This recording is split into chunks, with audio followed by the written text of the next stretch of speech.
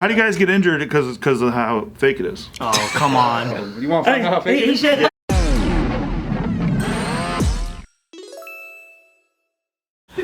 Welcome back to a crazy episode of JK News with the Careful Boys. We just finished watching one of the most amazing wrestling matches that happened live in the studio.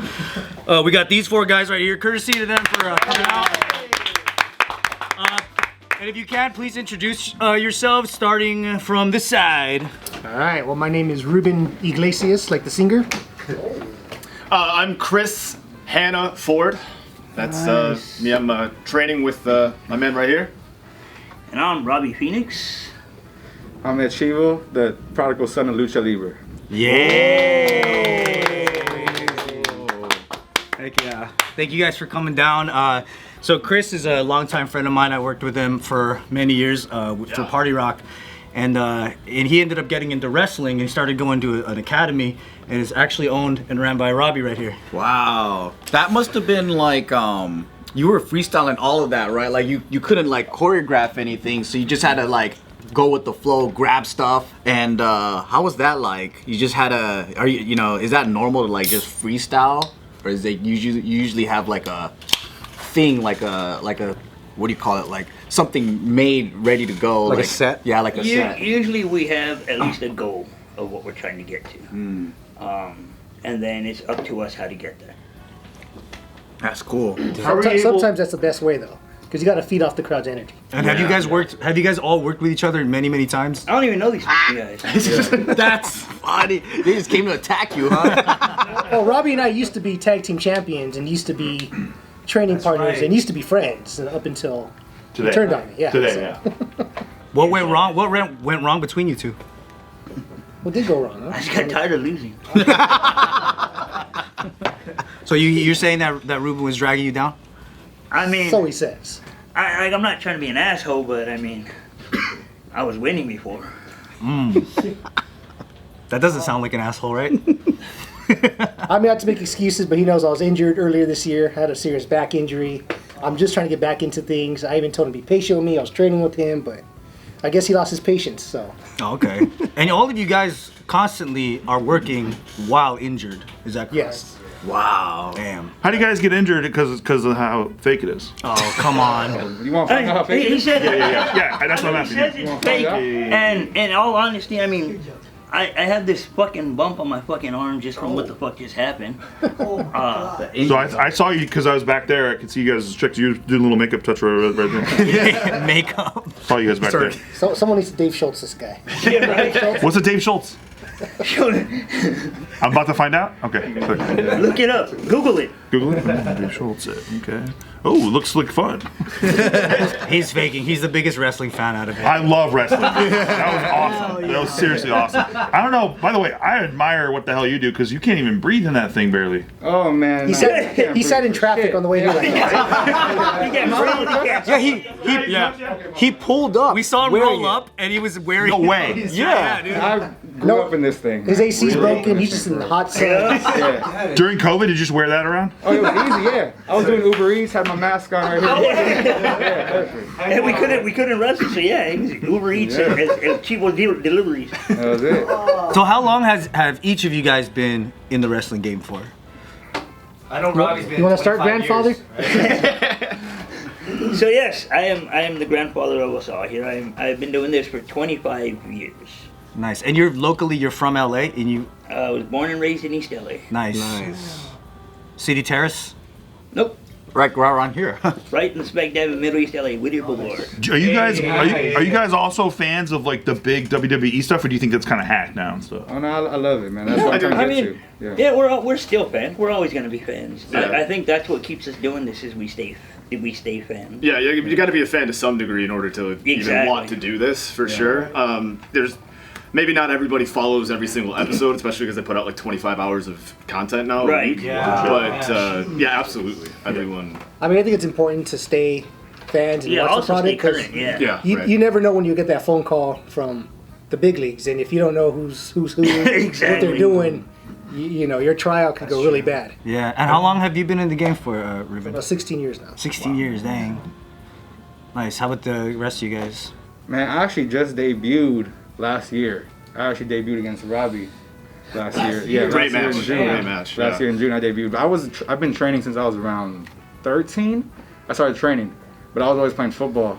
So it was always, and I played college football. So it was always like had to take 4 months of training and then 8 months off. I'm just doing all football. If I got hurt jumping off the top rope, my coach would have killed me and took my scholarship away. So I always knew wrestling wasn't going to go nowhere because it's a family business for me. Because I'm a third generation. Third gen. Yeah, so I've been training since I was a youngin. I met Robby when I was like, I don't know, 8 or 9. I first met Robby. Came out the womb with the mask. That's tight. Heck yeah. A lot of people didn't. People that my tag team partner Warhog, I've known him since I was 8. He's seen my face one time. What the? Wait, are you for real? I'm serious. Nobody. That's amazing. So that's true luchador, yeah. So there's people that you're very close with that have never even seen your face. Yeah, for sure. There's people that have known me since I was a little kid. In the locker room at like 5 years old, and even then my grandpa made me wear a mask, and I wore a mask. When's the last time your mom saw your face? A couple years ago.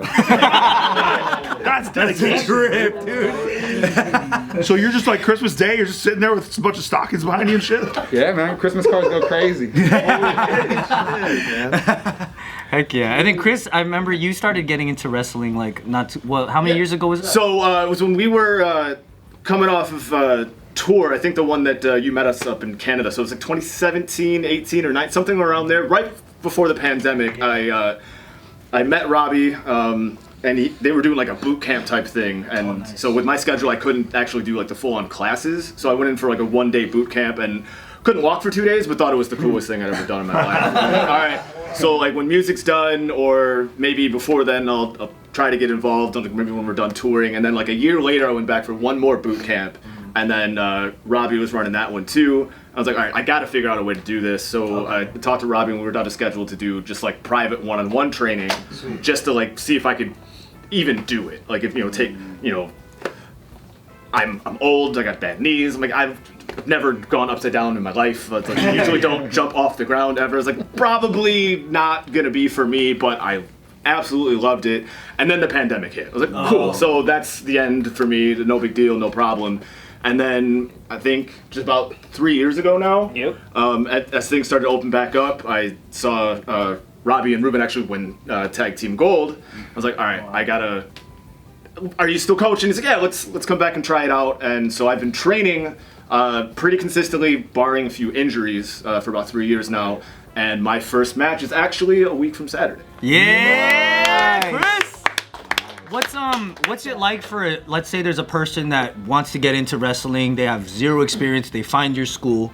What is day one for them like at your wrestling school? Man, it's all about just getting them in shape.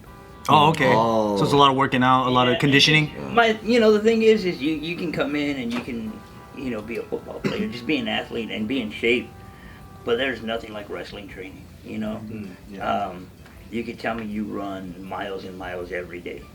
You get in that ring and you're gonna die, because it's a lot of moving fast and then stopping right away because you take a bump, and then you got to get up and move again, and then you take a bump, and you're crashing your body while still trying to move, and it's not easy, it's not easy, and so the one thing from day one is just conditioning your body to do this. Yeah.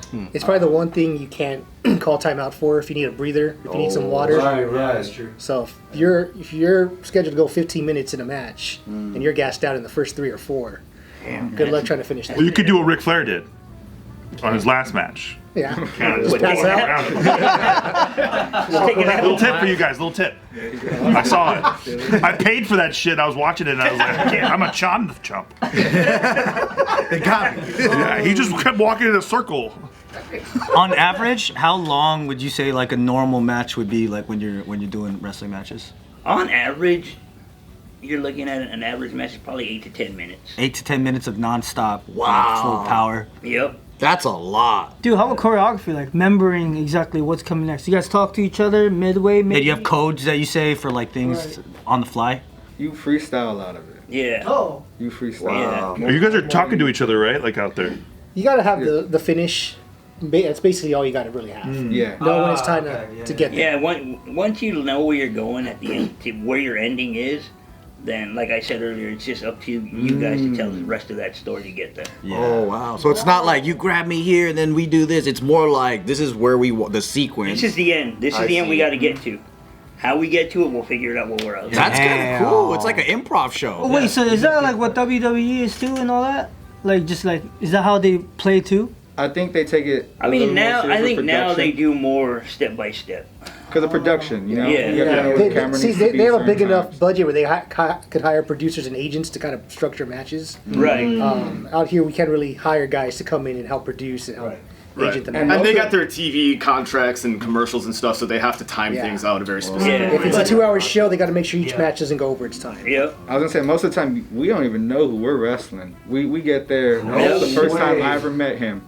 Yeah, he doesn't know who the hell you are because nobody's seen your face in 15 years. He has to put his life in my hands. I'm putting my life in his. So my hands. first match, obviously being new, I structured everything from point A to point Z. It was a tag match. This is before I met Robby. I had another tag partner, and we went maybe about 10 minutes, and then the ring announcer said the winner of the first fall, and we looked at each other. What does it mean first fall? He goes, yeah, no one told you it's 2 out of 3s. So we had to go 2 more falls. Oh, I see. Right. My first ever match, and next thing you know, the match went like 45 minutes because we just had to improv all this stuff to get to 2 more falls. Oh, my damn. Yeah. So I went there thinking 10 minutes, cool. We're gonna do this, finish, and they're like, all right, wait, we got 2 more falls. Now I understand why at GCW they say 1 fall. Yeah. That means that as 1 tap and that's over. Well, mainly in lucha, it's always 2 out of 3. Oh, it's always 2. It was like a lucha, it was a lucha event at a carnival out in Maywood, the city of Maywood. Oh yeah. And we just didn't put 2 and 2 together. Is this 2 out of 3? We didn't even ask. I'm assuming it's 1 fall. Yeah. Like nope, lucha rules 2 out of 3. Are they longer? Are they longer shows? The lucha shows? Some of them. Yeah, they can. They go Yeah. really long. Do you guys Especially if ever, it's at a carnival, they don't have enough time all to get day. out. Oh, that's true. Yeah, they got all the do time. you guys ever take out the refs because like you're like I want to do some shady shit? Yeah. Oh yeah. But you gotta let the ref know. You can't just. Surprise him. I didn't know you guys do that. My bad. So is the training kind of like 3 sets of 12 of folding chair and then like 5 sets of like how does that work? Like you gotta learn how to take pain, right? And all that, yeah. That's my uncle when he first started training me when I was a kid. Is really just a lot of like getting in shape, but really learn how to roll and learn how to fall. Because we're not faking those slams. I get powerbomb, bro. I'm getting powerbombed with all his might. You know? Yeah. If he's 6'6", I'm coming from 7 feet up now. If he's lifting me up, slamming me down, I have to protect myself. He's not gonna protect me. So it's really just learning how to fall, strengthening your neck, and that's really what it is. And for me, it was body control too. Is to be able to, a lot of body control. And everything, like Chivo said, with the rolls and the bumps, it's just like the building blocks of everything else. So everything that Robby teaches me how to do, I literally have no idea how to do. I've never done it before. You know, he's had me flipping over the top rope. Like I don't look at me. I'm a suburban white kid. Like I've never done that one time. And he's like, but it's the concept of posting up on your hands, then you tuck, you do your roll. Like, oh, it's all this. It's just the building blocks of everything. So everything we do to push forward, it's literally the first time I've ever done it. And if I think about it too much, I'm like, I can't. I don't want to. This is impossible. But you rely on your training, your day one, and literally everything that we go. Me 3 years into training, I still think back to that first day of 100 squats, of doing your rolls, and that was my favorite part about that boot camp that we did was walking in. Again, like he said, I was training on my own, trying to figure out and push myself as far as I could possibly go, and then on that first day, we did squats until I literally couldn't feel my legs. It was like, now we're gonna start. Oh, damn. So the whole idea being like, you now have to rely on your body control, not like your body's done, like you're out. Like, so now you have to force yourself to rely on your footwork, rely on everything else, and just continue to push. Because that's probably more like similar to what it'll be like when you're doing it for real. Exactly. Yeah. So do you think for this school, is there any time that you're like, let's say someone fresh comes in, do you see everybody as like there's hope for every single type of person that comes through, or are you like, nah, maybe come back when you? I do. No, I see hope in everybody. I always tell my students, you'll quit on me before I quit on you. And that's the thing, like, you'll probably get fed up and frustrated before I do, you know? And you'll end up quitting before I tell you, maybe this isn't for you. Dang. How do you keep it fresh? Because you've been doing it for so long, Robby. Like, Right. Like you. How do you still have fun in there, like, and keep it like new? It's a good question. Honestly, it's again training. When I'm training with these guys, I'm still thinking of, oh, what if I can do this? Let me try this real quick, and then I just come up with something. One of the cool things I always like doing is working with my guys, and like I said, anybody who comes to training has been a wrestling fan. So if I can do something in the ring while I'm showing them something, and they're like, whoa, I've never seen that before, then I got something. And when they see that, then maybe I have something I can work with, and then I'll kind of develop it from there. So I'm still creating. So that's the fun part for me. That's tight. That's awesome. Yeah. Because a lot of artists, and they do have Burnout. their moments because it's like over 10, 20 years. Yeah. I mean, I think we all get there at some point. I know I have, where it's like you kind of stop having fun for a bit, but then you go to a show, you have a good match, the crowd's just into it, the fans are coming, Yeah, that's true. taking photos, asking for pictures, and I think that's it for me. I think buying that's, your merchandise. that's why I never had burnout or that old veteran grumpy old man thing where I'm tired of this already. Is every time I go out there and I do my thing, at the end you have the fans come up, man, that was great, thank you. And I was like, wow, okay, I did something right. So that keeps me going, I guess that's where I don't get frustrated and be like, oh, these young kids nowadays, The other thing too is when these young kids come up and like, hey man, I saw your stuff. It makes me feel old, but they're like, I saw your stuff, I really dig what you do. Can you show me that stuff? I'm like, all right, kid. That's cool. Yeah. So for No Mercy Wrestling School, how can people like find out more info about, how much it costs to get there? So you can find us on Facebook and Instagram at No Mercy Wrestling School. And you can just send a DM to those. Oh, nice. And we'll get back to you. Awesome. Yeah, so if any of you guys are even a little bit interested in wrestling, this is a great jump off point to just go for it. Probably not a good idea to try to freestyle it all yourself without the right guidance. Is that true? You can get hurt. Yeah. Speaking of that, have you guys ever taken the stunner? Do you think you could survive? Survive? I don't know. 50-50. Yeah. These guys know their stuff. He's humble. I mean, it took me a while to walk again, but I survived, I guess. Barely, huh? Yeah. Barely. What's the worst injury that each of you guys has had? You wanna go? It's like as far as pain was a torn ligament in my right knee. Oh, mid-match or training? Mid-match. Did you still go? Like, you kept going? And that was probably the worst mistake I could have done. I should have just rode out and because there was 3 of us in the match, and they needed me for the finish, so I just pushed through the pain. Oh my, you're crazy. It ended. I couldn't even stand. It was awful. And you were out for almost a year after that, or what? 4 months, surprisingly. Damn. Okay, Wolverine. Nice healing. Heal fast. Yeah, they said 6 to 9 months, and then I was back. Let's go. Wow. That's fast as damn. What the ACL? It was an MCL. ACL, you'd be out for a year. Yeah, ACL would have been gone. Not nowadays, dude. 6 months, brother. For me, maybe 6 months. If it was ACL.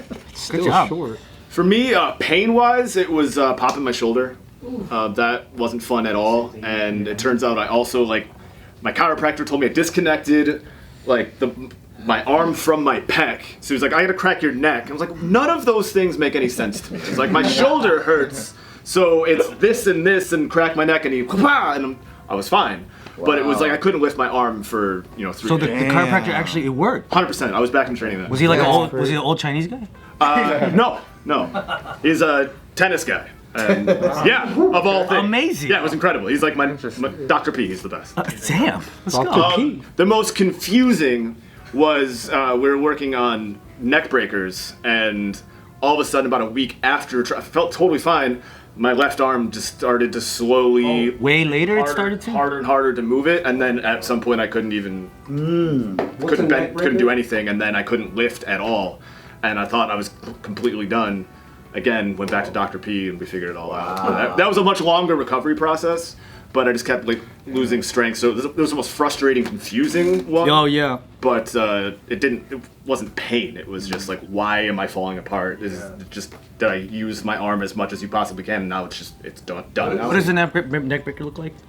That's when you go. So if I'm gonna come over here, I'm gonna grab him here, and then I'm gonna shoot out that way, and then take his head. Do it if you want on the floor right now. Pop his neck against my shoulder. He's never seen a neck breaker before. Doesn't watch. Doesn't watch. He doesn't get it. Worst injury. He likes to watch ballet. I guess injury-wise, I dislocated my left shoulder. I broke my right shoulder. I do have neck problems because of that stuff. You guys can see I've been kicked in the teeth, so I don't have any. Oh, that's Wow. Oh, wow. Fully committed. You ever thought about like getting it back? When I retire. So I don't lose them again. So I don't lose them again. Just gonna knock your veneers out. Good answer. Yeah. Pay all that money just to lose them again. Yep. Yeah, true. Yeah, Did your partner mess up on the teeth kick thing, or was No, it? that was all wasn't me. when I was a singles wrestler. Okay. I wasn't responsible. That's injury-wise. Pain-wise, honestly, is when I had a pinched nerve in my neck. Oh, pinched nerve is the worst. Yeah. It like went. Honestly, it went all the way down to like down here to where I even had tingling in my arm. Wow. And I that one scared me. I didn't know what was going on. I've never felt that before. How did you fix that? Same thing. I went to the chiropractor. I was telling him, I think I have a pinched nerve in my shoulder down in here, and he's moving up, and he's like, no, it's in your neck. I was like, shut the fuck up. My fucking shoulder that hurts. And he's like massaging, and he did the fucking stretch. My neck popped, and I was like, oh, I can move it. So yeah, it was one of those weird things again. I thought it was my shoulder, it was my neck. And it was crazy because it was so sensitive that my girl would try to rub it, and I would like. That's the only time I wanted to cry, ever in any injury. Wow. That's how sensitive that was. That's crazy. Hell no. Yeah, if you want to train, budget a chiropractor into it. Yes. Absolutely. Yes. They help for sure. Yes. Always. Especially the older you Yes. It's part of the deal. Yeah. Yep. My worst injury, I still have to go through right now. I'm getting rehab for it. I have a herniated disc in my L4, my L5. Disc. Oh no. Oh, yeah, I've I had got that that. too, actually. I Yeah. shouldn't be wrestling. Just getting cortisone shots and I stuff. have I got epidural shots, and I get every match I get a Toradol shot. Every match. Every match I get a shot in my ass, and then I go out wrestle, and that's just how I've been doing it for the last year. Oh my god. Yo. I'm getting another epidural though next month, so I could not have to keep doing the Toradol, and then just keep trying to do the rehab to shrink that. Yeah. But that like was real bad pain. I had like nerve damage down my leg and my sciatic. I didn't have feeling in my foot for like 6 months. But the Toradol made me feel like Superman. So every time I wrestle, like bro, I feel great. I can go out there, I can wrestle, I can do everything I need to do.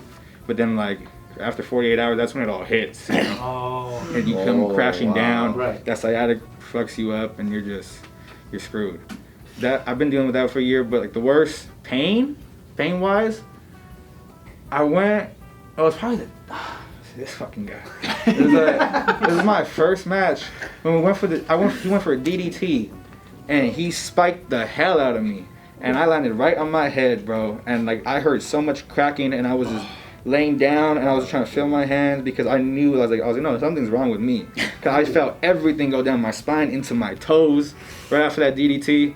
And then we finished the match. I was good, but then for months, even after I was wrestling other guys, I couldn't do that. I would get stopped. So I couldn't. Now I could do this and everything, but I would get constant cracking. That was probably the worst one. When I went for a frog splash, I do a frog splash when I finish. I went for the frog splash, but it was just real fresh off of my epidural shot. So when I went, I kind of snapped back, and it just sent. I couldn't even go for the pin. I rolled out my uncle Kayam. He was my tag team partner at the time. He went for the pin instead. They kicked out because I didn't pin him. Right. But that was probably the two worst things that I had to go through. Just that and just dealing with this stupid ass sciatic pain, bro. Yeah. All right, we just want to thank all these guys for coming in and being guests on JK News. Amazing. If you want to find out more about that wrestling school, again, it's No Mercy Wrestling School. You can find them on Facebook. Just send a DM, and then everything will be taken care of from there. All their socials are right there at the bottom of the screen, so make sure you guys support them, give them a follow, and yeah, thank you guys for coming by. Yeah.